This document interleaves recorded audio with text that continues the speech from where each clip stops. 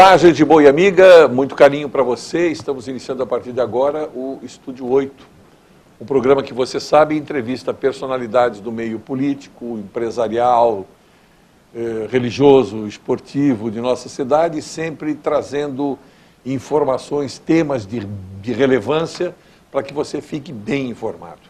E hoje, como acontece todos os meses, temos mais uma vez, com muita satisfação para nós, a presença do Gino Della Volpe, palestrante da Casa Esperança, que já desde longa data, todos os meses, vem nos brindando com os seus conhecimentos e informações a respeito da doutrina kardecista e de toda a obra de Chico Xavier. É um prazer tê-lo aqui, muito obrigado por estar aqui conosco, mais uma vez. Olá, público amigo, família espiritual de Jesus, sejam bem-vindos à nossa conversa fraterna.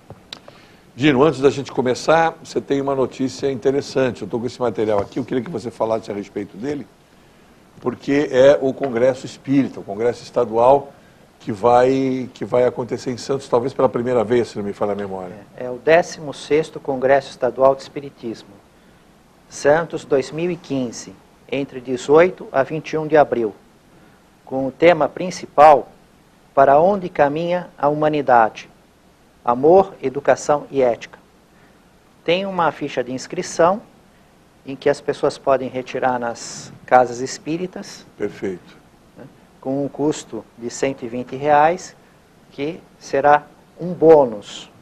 Dentro do evento, durante o evento, esse mesmo valor é retirado em livros, CDs, DVDs. Tá, quer dizer que ninguém perde absolutamente nada. O dinheiro que você dá, você retira em bônus de livros da doutrina espírita, CDs e DVDs em geral. Exatamente, é isso aí. Exatamente. Isso vai ser na Arena Santos, um dos mais modernos complexos do país, com 11 mil metros quadrados de área e capacidade para 5 mil pessoas, na Avenida Rangel Pestana, 184, Vila Matias, Santos. Eu o conheço. Local do evento. Eu conheço, é maravilhoso. Inclusive tem estacionamento ali, é fácil para ir. Aqueles que quiserem ir, eu tenho certeza absoluta, não encontrarão dificuldade nenhuma. E mesmo porque vão receber de volta. Quer dizer, você não vai pagar por isso. Você vai comprar material da doutrina e como prêmio você vai ter os palestrantes, as pessoas que vão fazer os momentos artísticos. Enfim, é uma coisa que foi feita para ninguém ganhar nada. É só para a propagação da doutrina, como aliás fazemos aqui, né? Uma vez por mês a gente faz aqui, também ninguém paga absolutamente nada. E a gente estava falando muito sobre o cenáculo e tudo mais, mas estamos à beira do Natal, né? Mês de dezembro. Mês de dezembro, umas 2 semanas aqui nós temos a Natividade, nós temos essa festa magna da cristandade que é o 25 de dezembro, o dia que a gente comemora o nascimento de Cristo. Então eu queria que você hoje parasse um pouquinho o cenáculo e a gente falasse um pouquinho dessa natividade, mesmo porque você tem material para nos mostrar e você esteve em Belém, né? Belém, estive. Belém foi aquele local que o ônibus para numa linha, né? Vem do lado dos judeus, para numa linha, desce o motorista judeu, desce o guia judeu, né? Aí entra, vem do lado árabe, o motorista e um guia, do acordo entre a autoridade árabe e os judeus, tudo dentro do mesmo país, em Israel, tá. Você com passaporte, e aí te levam para dentro da área de Belém, e fazem então todo o roteiro turístico, as igrejas, solicitam para que os turistas comprem o material lá, o preço é bom, a gente é muito bem tratado, se sente seguro, vai nos campos dos pastores, né, vai na gruta vai ver a natural, e depois vê uma gruta na qual é venerada pelo nascimento de Jesus e que tem a construção gigantesca em cima da igreja, né?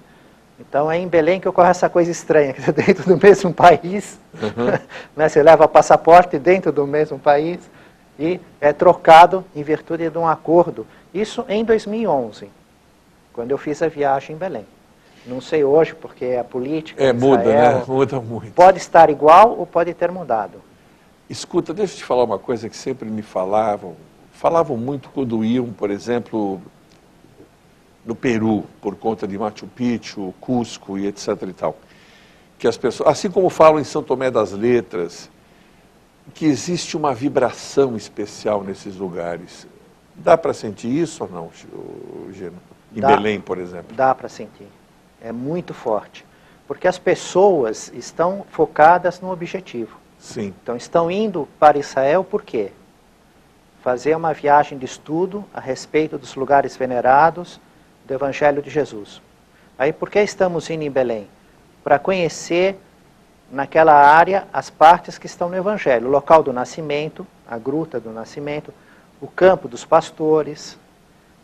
Vamos pensar nos 6 magos, na estrela. Então, Entendi. Vamos encontrar as construções, tudo girando em torno deste sentimento, dessa lembrança, desta veneração.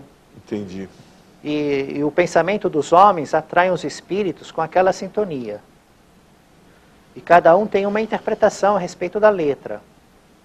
Mas cria uma atmosfera do venerado, do sagrado, da mesma maneira que quando estamos na semana do carnaval. Muda tudo. Não é? Vem o carnaval no Brasil, parece um outro Brasil. Época de Copa do Mundo. É verdade. A pátria de chuteiras. O que se fala na televisão, o que está na rua, as roupas, as lojas, a nossa agenda, é tudo em função daquele pensamento que está se alastrando, eleição. Nessa época que estamos do Natal, com a preocupação dos presentes, olha aqui no shopping, que coisa maravilhosa, tudo enfeitado, tudo enfeitado, bonito, né? É. Porque é do momento. E Belém respira o ano inteiro em virtude do local. Todas as pessoas, os turistas, os estudiosos que buscam o local, então o pensamento está no ar o tempo inteiro. Isso realmente influi muito, né? Estimula o contato da mediunidade ostensiva, também abre um campo para os entusiasmados, né? Também abre um campo para começar a imaginar coisa. Também tem essa circunstância, porque a alucinação e a imaginação também são fatos reais, eles existem. Tá. Existe a realidade de um espírito se comunicar com um homem, existe a fraude, existe a imaginação, existe a alucinação. Sim. Também são fatos reais. E abre, então, uma circunstância favorável para que esses fenômenos venham ocorrer também. Então tem que ter o bom senso, tem que ter o raciocínio, mas o estimulante está lá. Tá. E nós sentimos realmente no ar a atmosfera. Até mesmo vem das fotos, algumas que eu tirei de lá, ou digitalizei em livros, e falando do assunto, nos transporta de certa época para esse longo período de Jesus até nós e nos leva um pouco dessa atmosfera. Dessa atmosfera. Inclusive você separou aqui, você separou para nós as fotos do local, a estrela com 14 pontos, o que chamamos de porta de entrada, é sobre Belém, realmente. Belém, em Belém. Então nós temos isso. Fábio, é com você agora. Vamos mostrar a sequência que o Gino trouxe para nós. Aí o que é? É uma vista aérea, panorâmica, de uma parte de Belém. Belém não é uma cidade... É muito grande, muito grande? Não, não é grande. Grande é São Paulo. Grande é São Paulo, é verdade, é verdade. Né? Olha, dá para você ter uma ideia. Essa é uma metade da cidade. Aí vai ter outra foto que é outra metade. E é realmente, a gente lembra tudo aquilo que os filmes falam e alguns pintores fizeram. Dá uma sequência. Olha aí, ó. Várias igrejas venerando essa dimensão do sagrado que a gente encontra em muitos lugares, em Belém deve ser muito, muito mais intenso, né? Porque foi o lugar do nascimento, são muitas igrejas realmente. Avança mais um pouco, por favor. Mercado? É o mercado na rua de Belém. Está a mais ou menos uns 10 quilômetros de Jerusalém. A distância que fica Belém? Aproximadamente. E o comércio todo se faz aí? Você viu shopping lá ou não? Não, não tem shopping. Não vi shopping nenhum. Não existe shopping realmente. Não, vi... O comércio é feito diretamente, praticamente, com o produtor e o consumidor. E também tem aquelas lojas para os turistas, com souvenir. Né? Entendi. Tem bastante loja, tem comércio, mas não um shopping como o nosso shopping, assim. Tá. Esquema. É mais a céu aberto. Não, tem lojas cobertas, mas não tem assim como um shopping como nós estamos acostumados, que nem o Morumbi Shopping, Guatemi, Shopping La Plage, né? Aquele astral de shopping center, né? Entendi. Se tem, eu não fui. É mais o Os povo, lugares eram assim. é mais o povo na rua Daquela mesmo. antiguidade. A gente vê pelo piso, né? Olha lá. Pedras. Olha o pedras. jeito que eles se vestem. É, Porque os cristãos são minoria, né? lá, A maior né? parte é judeu e islâmico, né? É verdade. Os cristãos são minoria. Avança, por favor. Aí o que é? Então, nós estamos olhando para a igreja construída em cima do local da gruta que Jesus nasceu. A gruta existe? Existe, é venerada, está lá. É um dos lugares quase certos de serem realmente aquele local. Né? Você pode descer na gruta, ver Nós a gruta. vamos entrar na gruta. Vamos entrar ver. nela. Não, mas antes, peraí, vamos ver. Olha Vamos só ver o que existe, a quantidade de muro em volta da igreja. Porque lá existe um acordo atualmente entre a igreja católica, franciscana, a armênia ortodoxa e a grega ortodoxa. Porque além de estar no domínio dos cristãos, existem várias interpretações. Então eles fizeram um acordo para todo mundo ter acesso, mas construíram vários ambientes para cada um poder fazer o seu culto do seu modo. Ah, tá. Né? Então vão pessoas, cristãos do mundo inteiro. E aí qual que é a sua interpretação? Ah, sou católico, romano, ortodoxo, grego, sou armênio. Tá. Então tem lugar para receber todas as pessoas e ao mesmo tempo acesso à gruta que nasceu, que é venerada como local de nascimento de Jesus. Esse local que foi venerado, depois foi profanado pelo imperador Adriano, que construiu o templo em cima, sem destruir, sem mexer. Construiu o templo para venerar os deuses pagãos. E quando a rainha Helena, mãe do imperador Constantino, se convertendo ao cristianismo, esteve no local, desmontou o templo, estava tudo intacto. Aí ela construiu a igreja cristã em cima daquele local. Então ficaram quase 400 anos, mais de 300 anos, o local intacto. Mas depois disso, houveram vários domínios. Entendi. Inclusive os persas, quando eles conquistaram o lugar, e o domínio é que tinha a destruição parcial com o incêndio, mas eles acharam mosaicos homenageando os 6 magos, que vinham do Oriente, que eram sagrados para eles. Então eles não tocaram naquilo. Aquilo está até hoje como foi. Ah, esses mosaicos? Esses mosaicos, porque aquilo era sagrado para eles também. Entendi. Né? Porque veneravam os ancestrais deles. As roupas, os detalhes. Então, houve uma disputa no local, uma destruição parcial. Né? O local ficou marcado, porque o imperador Adriano quis profanar, no fim marcou lugar para sempre, prestou um serviço. Ele acabou prestando um serviço. Porque ele marcou sem destruir, construiu em cima. Aí veio e tirou o que ele construiu, estava no local. Só que depois passou a ter disputa sobre aquilo, que também acabou marcando o local. Né? Só que descaracterizou em relação à época inicial de Jesus. Não é mais... Não, porque olha como é que é a imagem, você viu como é que é a imagem? Volta lá a imagem. Volta lá um pouquinho. Imagina aquele campo com as grutas, olha o que tem construído em cima hoje. Se você olhar lá aquele no fundo, faz parte também faz do lá. complexo? Está vendo uma portinha pequenininha, um espacinho preto que tem lá no no fundo? Estou vendo fundo? lá no fundo. É a única porta de entrada. Aquilo perto das árvores ali que você está falando? Lá para o fundo das árvores, Sei. a gente vê uma coisinha preta. Sei. É a porta de entrada. Vai aparecer em outras imagens. É a única. Agora, por que uma coisa tão pequena para entrar num complexo tão grande? Olha, ela aparece aí. Olha ela aí. Ó. Por quê? Para não ser os saqueadores que entravam montados a cavalo. Então, para impedir que isso ocorresse, é a única entrada. Então, nós vamos com centenas de pessoas, milhares de pessoas, é uma fila enorme, tem que se agachar e entra aí, os espaços são imensos. Lá dentro. Aliás, esse é um problema lá, né, para fazer o turismo, né, que você pega uma área enorme, enche de gente aí, todo mundo passando por essa portinha. Entendi. Aí entra num espaço enorme. Outra vez, para chegar na gruta que Jesus nasceu, horas de fila.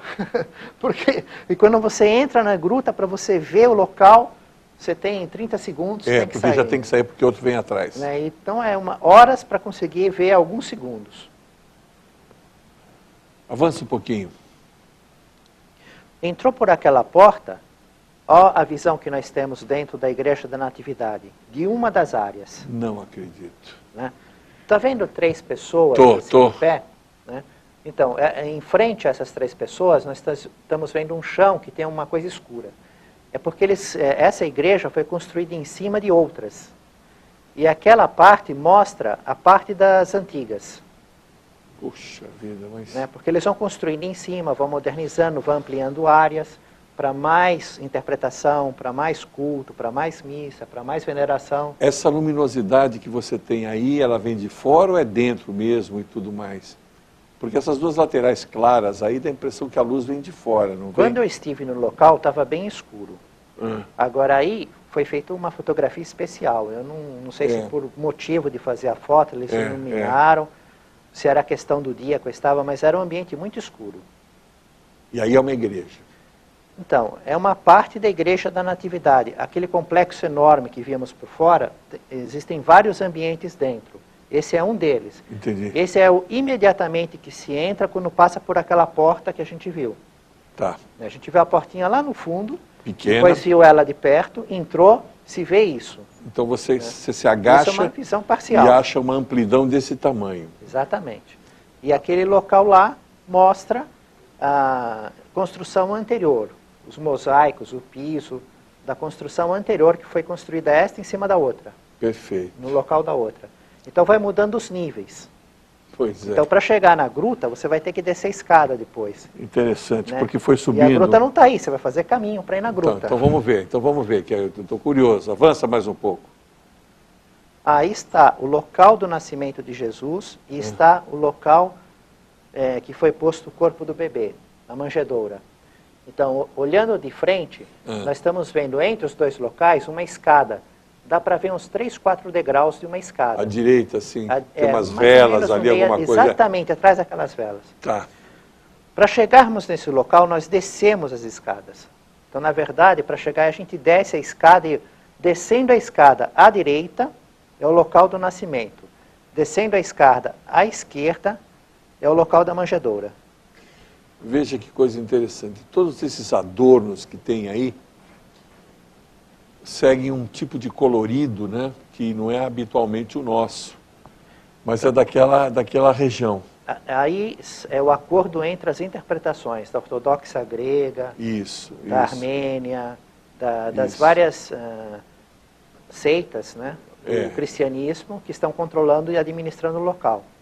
Então, olhando de frente, nós temos a escada, à nossa esquerda, onde tem aquela coisinha azul assim, sei. Aquilo faz parte da gruta, e bem no chão dá para ver uma estrela, que depois nós vamos ver com mais detalhe. Tem uma mancha, assim, é uma estrela aquilo lá. A estrela marca o local do nascimento, porque a letra do Evangelho dizia que os reis magos seguiam a estrela. Perfeito. Então eles fizeram uma estrela para marcar o local do nascimento. E à nossa direita nós estamos vendo aquela coisa que é com madeira. Parece um banco ali de madeira. Exatamente, lá marca o local da manjedoura. Perfeito. Avança para mim, por favor. Essa é a estrela. Essa estrela tem 14 pontas. Por que essa que está no chão, a gente precisa olhar para baixo, no chão. Para baixo, no chão. São 14 raios. Porque no Evangelho, o Evangelho de Mateus, ele marca 14 gerações 3 vezes. As gerações dos patriarcas, as gerações dos reis e a geração da família de Davi após o exílio na Babilônia. Porque ele tinha que mostrar que Jesus era da família de Davi, da descendência, até o pai, o patriarca Abrão. Para cumprir o que dizia o Antigo Testamento, não é isso? Para dizer... Exatamente. Para mostrar que ele era o Messias. Que era o Messias, então, ele tem que começar justificando a descendência. Tá. Então, quando ele começa a anotar o Evangelho de Mateus, ele vem um por um, filho de tal, filho de tal. Isso. São 3 grupos de 14 gerações. Ele põe 3 grupos, patriarcas, reis e da família de Davi, o exílio da Babilônia, os membros da família de Davi. Tá. Então, em função desses 3 grupos de 14, é que eles fizeram a estrela. E por que a estrela? Porque os reis magos vinham seguindo a estrela. Tá. Né? A forma da estrela. E 14 raios em virtude da anotação de 3 grupos de 14. De 14. São 14 gerações, como 14 você falou. gerações. Avança, por favor, Fábio.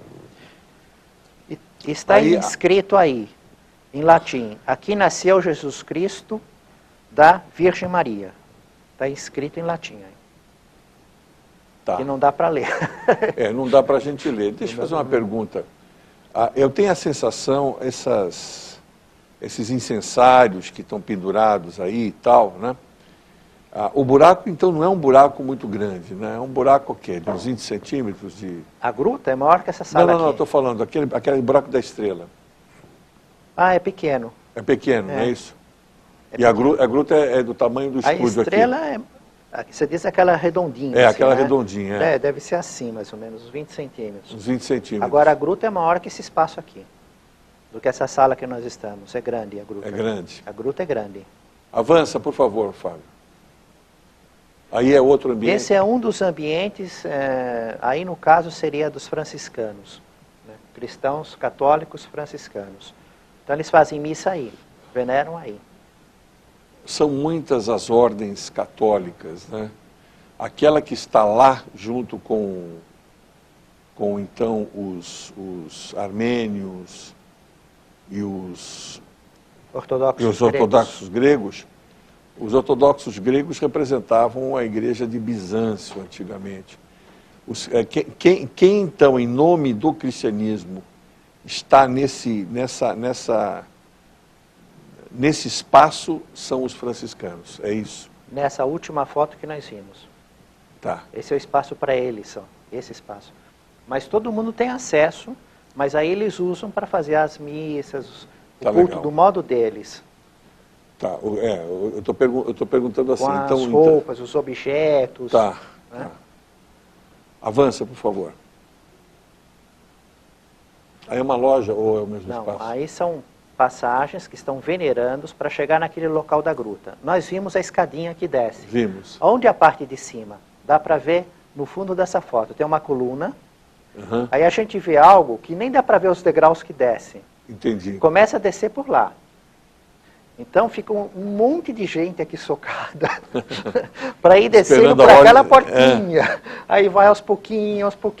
Aí desce aquela escadinha e chega naquele ambiente embaixo que nós vimos, que tem de um lado a estrela, a gruta com a estrela, e outro lado o lugar que tem a manjedoura. A manjedoura. E tudo aquilo é dentro da gruta. A gruta é grande. Interessante, rapaz. É uma gruta mesmo, enorme. De pedra, tudo. Tem gente que mora dentro, é grande, é muito grande o espaço. Avança, por favor. Esses são os verdadeiros sinos de Belém. Toca o sino de Belém.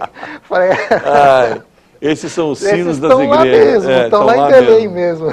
Não é o sino de Belém aqui. Da nossa canção, Avança, por favor. Aí...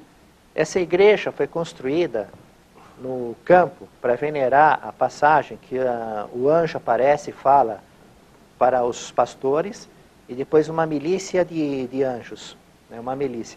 Então, uma conversa dos espíritos com os pastores. Um anjo, um espírito superior, evoluído no saber e na moral, da linguagem, da anotação evangélica, um anjo. Então, ele aparece e fala, anuncia para o pastor.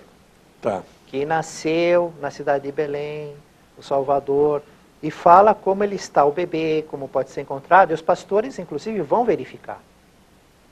E depois divulgam para todos que foi anunciado, como é que apareceu o anjo, depois aparece a milícia. Nós vamos até pensar um pouco disso daqui a pouco, refletir. Então foi construída aquela igreja. Agora volta um pouquinho lá na imagem, para vermos um detalhe. Em cima, ela é de vidro. Em cima da porta ou a cúpula, se diz você? A cúpula. A cúpula. É de vidro com pontos mais fortes, porque naquele interior, você olhando para essa cúpula de vidro, você tem a impressão que tinha os pastores na época, um céu estrelado. Ah, tá. Né? Porque fica a luminosidade fora, é de vidro, você vê o céu e tem pontos fortes, que te dá a sensação de você estar vendo um céu estrelado. Para quem vai à noite lá, não é isso? Fatalmente. Não, você né? vai de dia, entra, né? É claro que de dia não tem estrela. Não tem, Só que você olha para cima, você tem a impressão que você está vendo um céu estrelado. Porque entendi. Do jeito que está feito o vidro... A construção foi feita para esse fim. É vidro, então tem a imagem da luz do sol que passa. Entendi. E do jeito que estão os pontos fortes dentro do vidro, você olha, parece que está cheio de estrela. É verdade, durante você pode o dia. fazer isso, é verdade, é uma questão Né? de ótica. É. E o formato assim é para lembrar a tenda que eles usavam nos campos, os pastores, porque eles viviam junto com o rebanho. Né? Eles pernoitavam com o rebanho. Então eles dormiam nas tendas. E tinha uma forma. Então lembrando aquela forma, lembrando as tendas. Puxa vida, que interessante, rapaz. É uma cultura diferente. Avança, por favor. Aí é o campo que você falou. É o campo. Isso é uma foto atual. Nós andamos por lá, como se vê hoje. Olha que poesia que tem. É verdade. Né? Só de olhar assim e ficar pensando, aí você pega o evangelho, aí faz uma oração, aí depois você lê, aí começa a conversar a respeito.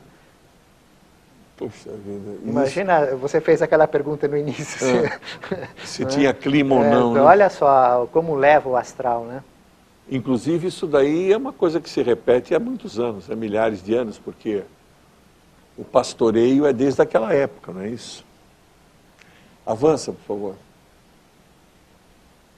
Aí o que é? Uma outra imagem de Belém. Está vendo aquela parte branca, forte no centro? Sim. Que lembra uma cruz, até se fosse visto de cima para baixo, né? Tá. É uma imagem aérea da cidade de Belém. Lá é que é a Igreja da Natividade, onde está a gruta está lá embaixo.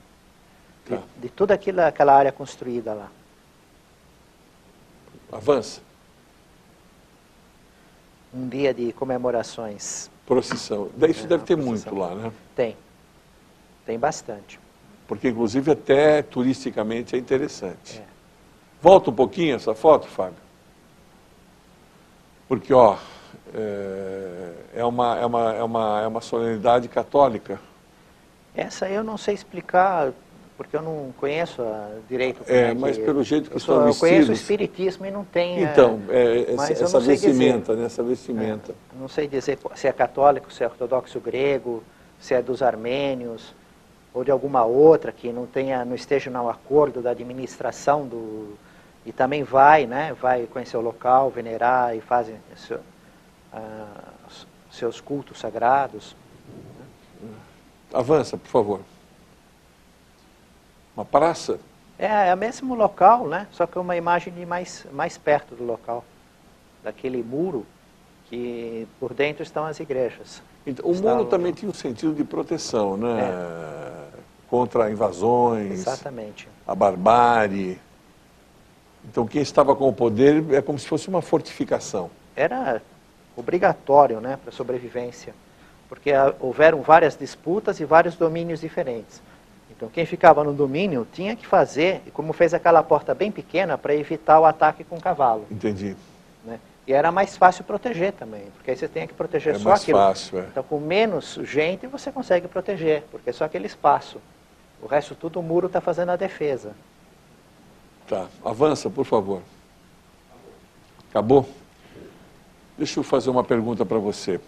Junto com essas mostras que você fez, etc e tal, nós temos aqui dentro da pauta a estrela, os reis magos, Herodes, a volta dos reis magos, os pastores do campo, a aparição, e existe uma coisa que você colocou aqui, comunicação, Rainha Vitória, tal.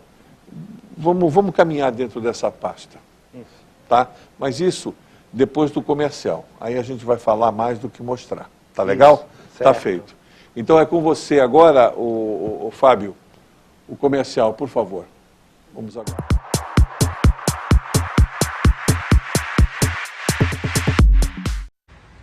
Eu quero dizer...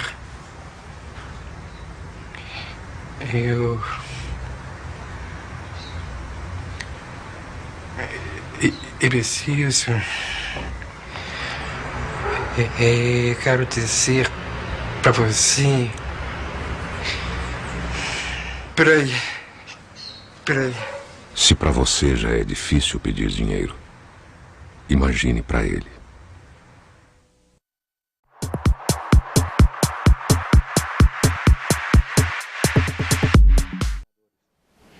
Olá, estamos de volta com o Estúdio 8, um programa que entrevista, como eu já falei, personalidades do mundo político, artístico, religioso em nossa cidade. Hoje contamos com a presença de Gino Della Volpe.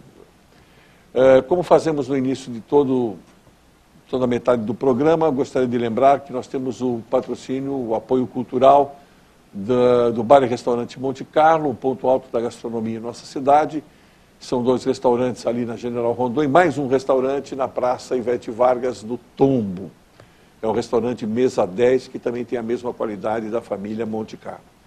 E tenho também o apoio aqui conosco do Sindicato dos Funcionários Públicos Municipais de nossa cidade, sempre lutando de forma aguerrida, defendendo os interesses da coletividade a que eles pertencem, isto é, defendendo os interesses dos seus sindicalizados. É um sindicato que tem muita coisa diferenciada,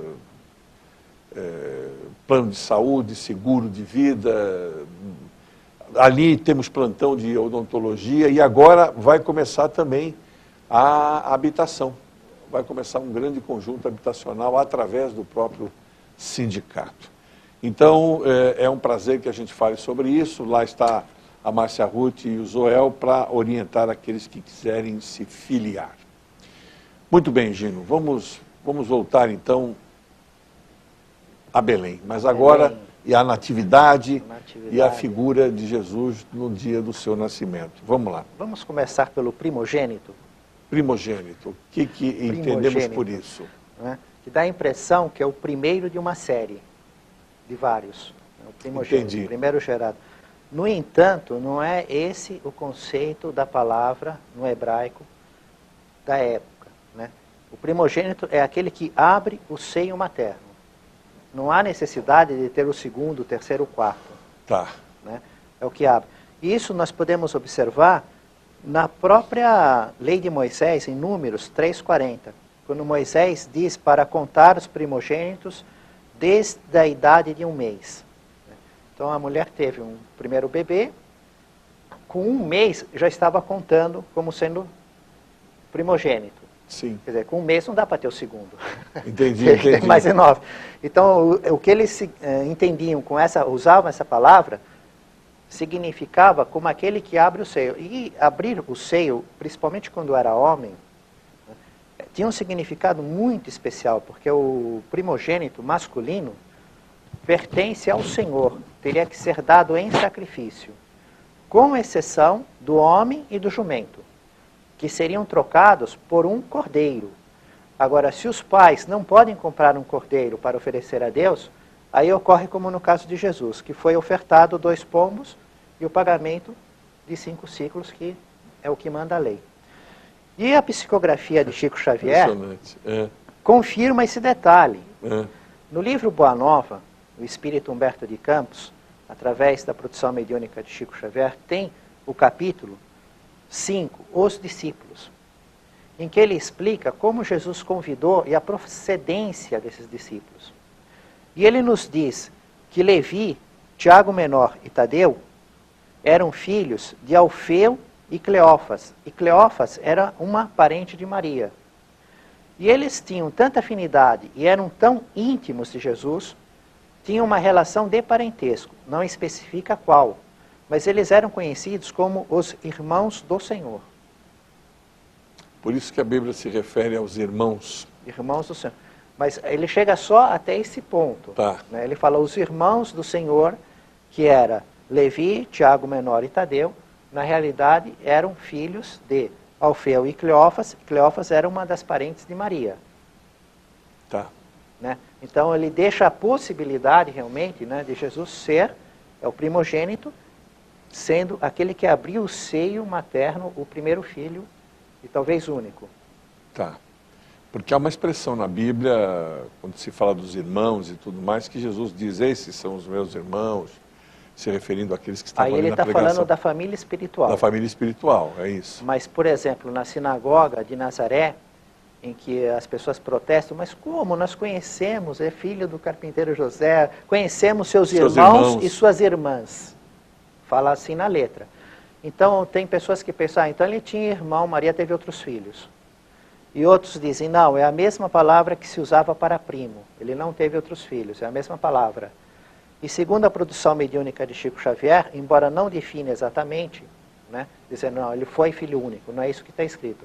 Mas ela tem uma tendência de dizer que ele foi filho único. Que primogênito é um termo usado para quem abre o seio materno, certo. como Moisés está na letra de Moisés. E aí Tá. é muito mais antigo, não tem o que discutir. E a produção mediúnica de Chico Xavier diz que eles eram chamados de irmãos do Senhor, mas não eram irmãos de sangue.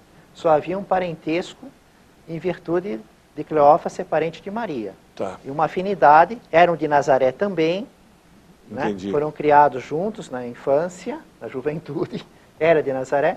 Então eram conhecidos por irmãos do Senhor, mas não eram irmãos de sangue. Ele especifica em relação a esses três. O fato de Maria ter outros filhos após Jesus, isso ninguém Não. se refere. Não, na produção mediúnica de Chico Xavier não tem nenhuma referência. Perfeito. Vamos continuando. A estrela. A estrela. É evidente que não pode ser uma estrela como é o Sol, uma estrela, né? Porque ela foi marcando um caminho. Os reis magos vieram do Oriente. Não se sabe quantos eram esses reis. A Igreja do Ocidente diz 3. A Igreja Armênia Síria diz 12. Mas por que escolheram 3 e por que escolheram 12? Visto que a letra da anotação do Evangelho não diz que eram reis magos.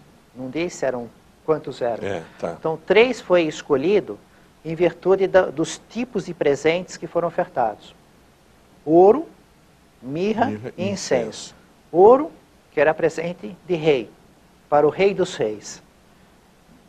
Incenso, que era utilizado pelo sacerdote, para o sacerdote dos sacerdotes. Certo. E a mirra, que era de função medicinal e também para preparar o cadáver, para sepultamento. Também podiam usar mirra e aloé, mistura. Né? Então Jesus teve tanta função de médico, o médico dos médicos, como o seu corpo foi levado em sacrifício. Ele se permitiu ser crucificado. Então ele ganhou 3 tipos de presentes: ouro, mirra e incenso. E aí se falavam em 3 reis magos. Por sinal, os nomes Gaspar, Melchior e Baltazar foi atribuído pelo escritor Beda, que viveu entre 673 e 735 anos depois de Cristo. Então ninguém sabe o nome, na verdade. Ninguém sabe o nome, isso foi uma opinião do escritor. Ele atribuiu, por conta dele, 673 anos depois que ele nasceu. Faleceu em 735 anos depois. Aí ele escolheu esses nomes: Gaspar, Melchior e Baltazar. Já a Igreja Síria Armênia coloca 12 reis magos. Sendo 12 apóstolos, Jesus tendo escolhido 12 discípulos, então ela coloca 12. Mas eram 3? Eram 12? Ninguém sabe. A produção mediúnica de Chico Xavier também não fala em relação a quantos seriam. Agora, é certo que não pode ser uma estrela como o Sol. Era um efeito luminoso em forma de estrela. Porque a viagem levava muito tempo. Eles vieram de vários lugares e levava muito tempo. E é uma coisa da natureza, porque nós, nas reuniões mediúnicas que fazemos na Casa Esperança, os espíritos fazem efeitos luminosos. Então nós observamos, inclusive em forma de estrela, estrelinha. E não é uma coisa, não é nada sobrenatural, isso é dentro da lei da natureza. Entendi. O corpo espiritual tem a sua maior ou menor luminosidade. Os cenários têm, né? Então aquilo foi marcando o local, e foi marcando o caminho até chegar na gruta. Imagina um astro maior do que o Sol, com tanta gruta que tem em Belém. Né? Nós vimos a gruta venerada, que está totalmente descaracterizada, com aquelas construções gigantescas. E também fomos no campo ver gruta que está natural desde a época do Cristo até hoje, como era. E existem inúmeras, várias.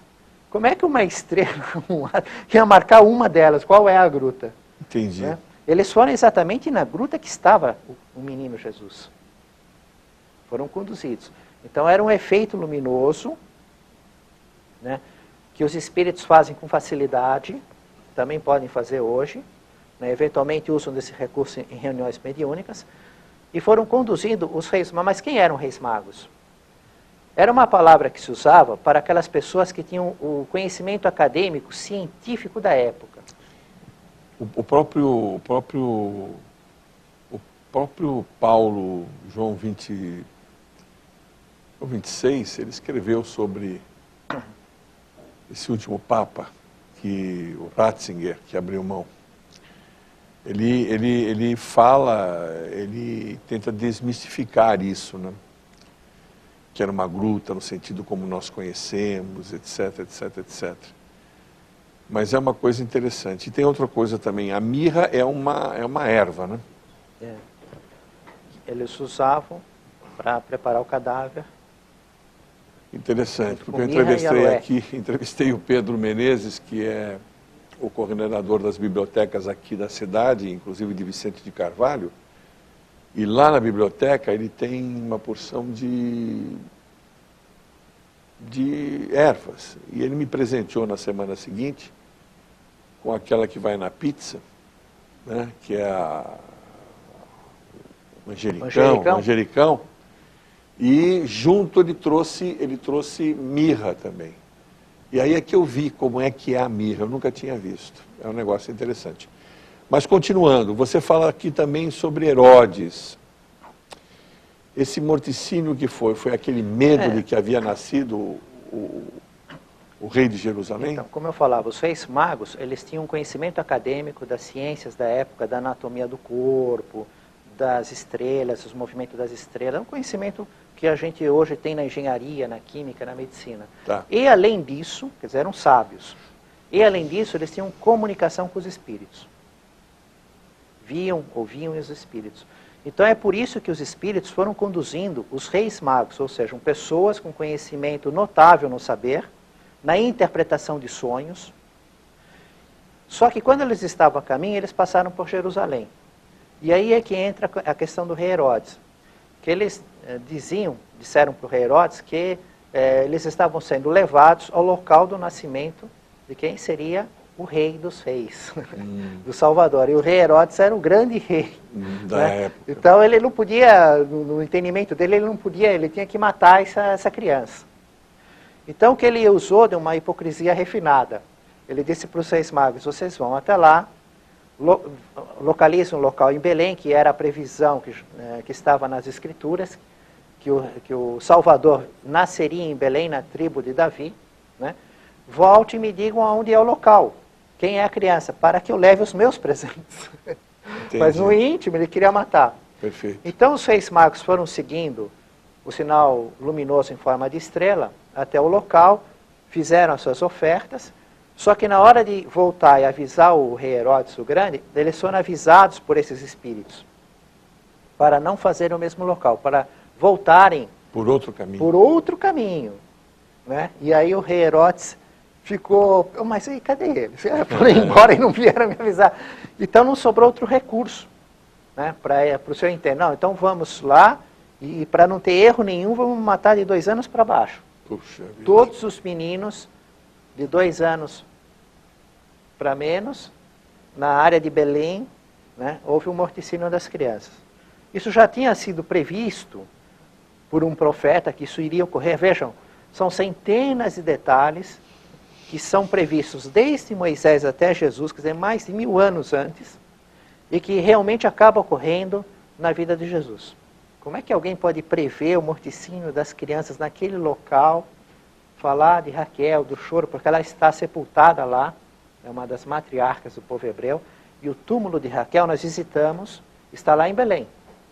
Então não só visitamos os locais venerados da passagem de Jesus, como também os venerados pelo judaísmo. Os túmulos porque está lá no local, o guia fala, isso, a gente vai isso aqui. Os túmulos, você me mostrou uma vez, eram as pedras, etc. O de Raquel também ou não? Também. Construção de pedra. Puxa, que coisa interessante. Que fazia Mas parte do judaísmo. Nem todos os que morriam iam para a pedra, A maior parte é cova, né? Porque... É cova, não caberia todo mundo. Jesus ficou numa gruta de pedra, né, no sepulcro de pedra, porque foi José de Arimateia, que era um membro do Sinédrio, que era um homem rico. Tá. Né? Então ele tinha para ele, porque as pessoas que não tinham essa condição eram cova. Deixa eu falar outra coisa. Você fala dos pastores no campo e da aparição e a comunicação da Rainha Vitória. Eu queria falar um pouquinho sobre isso e depois eu queria que você me explicasse, não para mim, mas explicasse para todos. Não vai dar tempo mesmo. Eu já vim aí, veio aí o nosso o dono do tempo, que é o Fábio, e ele você viu que ele chega aqui, ele faz assim, tem que parar. Dá quantidade. E eu queria que você falasse então sobre o Glória a Deus nas alturas, que você me falou antes do programa, quando eu li a pauta. Então, no livro Fonte Viva, na produção mediúnica de Chico Xavier, o Espírito Emmanuel escolhe a tradução para fazer os comentários, com o título de Natal. Ele escolhe no Evangelho de Lucas, capítulo 2, versículo 14. Olha que interessante. Glória a Deus nas alturas. Até aí é como vemos em todas as traduções. Tá. Paz na terra e boa vontade para com os homens. Enquanto que algumas traduções colocam e paz na terra aos homens de boa vontade. Outras, inclusive, colocam e paz na terra aos homens que ele quer bem. Que Deus quer bem. Entendi. Seria assim. Então, são 3 traduções que estão próximas, mas tem uma diferença que faz toda a diferença. Vamos ver. Né? Que nessa tradução, e boa vontade para com os homens, inclui para todos os homens. Ninguém fica de fora. Ninguém fica de fora. Do outro modo, seria para os homens de boa vontade e os homens de má vontade. E aqueles que estão no materialismo, no crime, no vício, na indiferença, não estão preocupados no momento com se voltarem para o Criador com a sua evolução espiritual. Aí não tem que ter boa vontade? É terrível isso. E eles são nossos irmãos. Sim. Isso é transitório. Por muitas vidas e muitos mundos, todos nós vamos progredir e vamos caminhar para Deus. Perfeito. Vamos construir o reino de Deus em nossos corações. Né? Então, a tradução correta, Emmanuel seleciona e faz o comentário sobre ela. E boa vontade para com os homens. Então, ele diz aqui, nem castigo ao rico avarento, tem que ter boa vontade, nem punição ao pobre desesperado, nem desprezo aos fracos, nem condenação aos pecadores, nem hostilidade para com o fariseu orgulhoso, nem anátema contra o gênio inconsciente. Derramava-se o tesouro divino pelas mãos de Jesus para o serviço da boa vontade, amplo, geral e restrito, porque a justiça pertence a Deus, e Deus, em sua misericórdia infinita, é que educa todas as suas criaturas. A parte que nos cabe é ter boa vontade para com todos. Então, boa vontade para com os homens. Muito interessante. Emmanuel, eu já te perguntei uma vez aqui, não voltou ainda. Emmanuel, segundo Chico Xavier, está reencarnado. Deve estar aí na faixa de 13 anos, 14 anos. Entre 2000 e 2001, teria nascido no estado de São Paulo. E haverá um momento em que ele possa se manifestar novamente. Aí o Chico não deu detalhes. Não deu detalhes. Porque realmente... Esperamos nós, né, que ele sim, venha, né? dar continuidade à doutrina espírita cristã. Né? Me parece que tem algo que fala a respeito que ele viveria envolvido com a educação. Né? Se não me falha a memória, precisa. quando o Chico fala isso, ele diz que estaria, né, com essa missão de trabalhar com a educação. Então vamos aguardar, porque tudo se prova pelas obras. Então, se houver uma produção, né, como ele já fez como espírito, tem que ser daquilo para melhor. É verdade. É as provas que justificam, não é especulação. Bom, Gino, chegamos mais uma vez ao final do nosso programa. Né? O tempo voa realmente, são coisas muito interessantes. Eu quero agradecer mais uma vez você ter vindo. Né? Nosso próximo programa vai ser desculpe, eu estou um pouco rouco, nosso próximo programa vai ser no mês de janeiro. Nós daremos, janeiro, daremos sequência ao cenáculo, que a gente já fez uma espécie de uma pausa para que você trouxesse algumas dessas informações e mostrasse coisas maravilhosas sobre Belém e, consequentemente, a Natividade. E estaremos aguardando você novamente em janeiro. Os microfones são seus para você se despedir dos nossos telespectadores. Família espiritual de Jesus, no caminho do reino dos céus, em nome do Mestre Jesus, louvado seja Deus. Muito bem, e a você que ficou aí conosco, nosso muito obrigado. Não se esqueça, o nosso programa vai ao ar todas as terças e quintas-feiras, às 22 horas. Às vezes um pouquinho mais, às vezes um pouquinho menos, não tem importância, depende da nossa programação.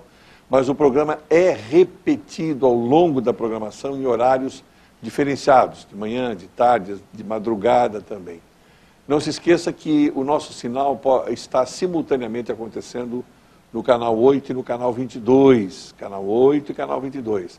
Às vezes, por uma questão de emissão de sinal, o 8 está melhor que o 22 está melhor que o 8. Procure a melhor imagem aonde você mora na cidade, por uma questão de zoneamento de canal, e assista o nosso programa. E também quero informar que todas as quartas e sextas-feiras, às 14 horas, o programa vai ao ar pela NET e de domingo às 20 horas pela NET.